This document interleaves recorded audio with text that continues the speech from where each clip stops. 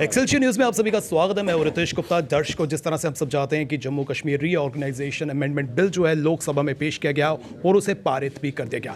जहां पर कश्मीरी कम्युनिटी की बात करें वहां पर खुशी की लहर है, तो वहीं रिफ्यूजीज़ की बात करें तो वो कहीं ना कहीं जो है खफा है। क्यों खफा है, आइए जानने की कोशिश करते हैं। इस वक्त मेरे साथ हैं राजीव चुन्नी जी, जो SOS इंटरनेशनल के प्रधान हैं और रिफ्यूजीज़ को जो है काफ़ी लंबे समय से जो है रिप्रेजेंट कर रहे हैं और काफ़ी जदोजहद कर रहे हैं। सर, सबसे पहले तो आपका बहुत बहुत स्वागत है।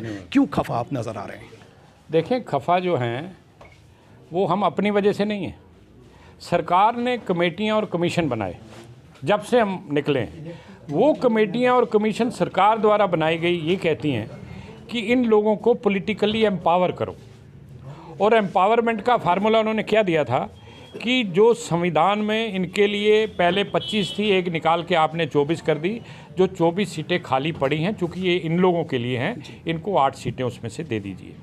ये बात वादवा कमेटी ने की।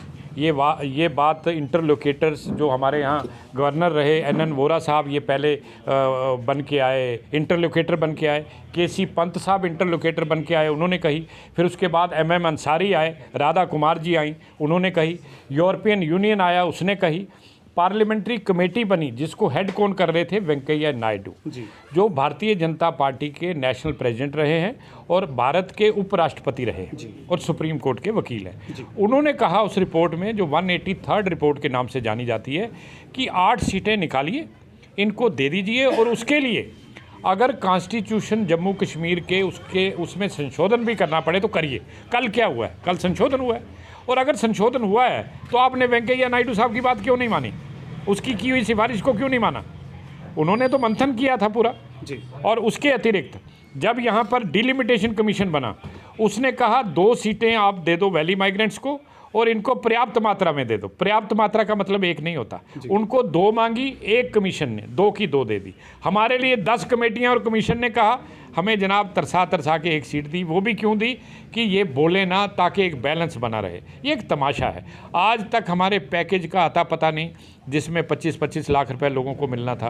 प्रोफेशनल टेक्निकल कॉलेज में रिजर्वेशंस मिलनी थी और हमारे बच्चों को नौकरियों का एक पैकेज मिलना था। वो हवाई हो गया, कहाँ गया, कोई उस पर बात नहीं करता। हाल ही में जो है भाजपा ने अपनी पीठ थपथपाई थी जब ST स्टेटस जो है पहाड़ी कम्युनिटी को दिया गया था। इसको भी लेकर जो है काफ़ी संशय बना हुआ है। क्या कहना चाहते हैं? देखें, मज़ेदार बात मैं आपको सुनाऊं। भाजपा के जो अध्यक्ष हैं रविंदर रैना, वो पहाड़ी भी हो गए, ST भी हो गए इस बिल से। लेकिन मैं और वो एक ही जगह से आए हैं। मैं ना पहाड़ी ना ST। ये तमाशा नहीं है? यानी रजौरी पुंछ में रहने वाले को आपने दे दिया, जम्मू में रहने वाले को। मैं तो जम्मू का मांग ही नहीं रहा।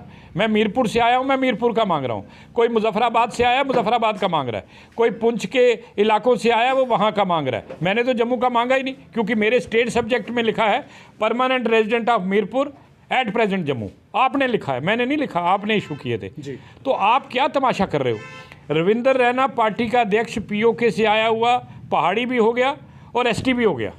राजीव चुन्नी POK से आया हुआ, ना पहाड़ी ना ST। ये तमाशा नहीं है?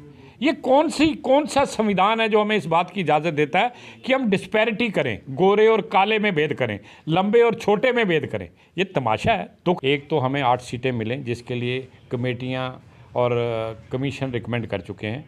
एक तो वो मानिए। दूसरी बात, हमारा जो पैकेज है भाई साहब, उस पर बात करिए। आपके आने से पहले पास हो चुका था, उसके लिए हमने लंबा संघर्ष किया था।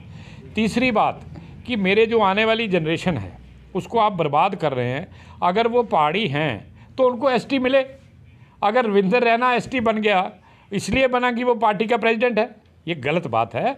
सबके साथ आप बराबरी करिए। अगर इन्होंने फीडबैक नहीं दिया तो मैं चाहता हूं कि मीडिया के माध्यम से आज ये बातें उन तक पहुंचें, ताकि वो ठीक करें। और मुझे उम्मीद है कि अगर ठीक बात दिल्ली तक पहुंच गई, क्योंकि हमारी तो अप्रोच है नहीं, हम तो दिल्ली जाएंगे भी तो हमें वो मिलते नहीं हैं। तो जो लोग मिलते हैं, ये उनका फ़र्ज़ था कि वो अपने जिनसे वोट हासिल किए हैं उनकी वो बात करें। लेकिन बदकिस्मती से कह लो कि वो विफल रहे हैं। क्या राज्यसभा के लिए भी कोई मांग है? राज्यसभा में भी कोई सीट रिजर्व होनी चाहिए? निश्चित तौर पर जब आपके 8 लोग बनेंगे उसके बाद आप राज्यसभा में भी जाएंगे। क्यों नहीं जाएंगे? हिस्सा तो होना चाहिए हर जगह। इन्होंने जो, मैं तो कहता हूँ वहाँ नॉमिनेशन की सीटें खाली पड़ी हैं, आप वहाँ एक नॉमिनेशन की सीट दे दीजिए। लेकिन मैं हैरान हूँ कि वैली माइग्रेंट्स के लिए केवल मात्र डिलिमिटेशन कमीशन ने कहा और किसी ने नहीं कहा। जिस कमेटी की मैं बात कर रहा हूँ वेंकैया नायडू वाली, उसमें पंडितों के लिए 10 सिफारिशें हैं, सीट की कहीं सिफारिश नहीं है, लेकिन मेरे लिए सीट की सिफारिश है। आपने नज़रअंदाज किया, उसको नहीं देखा।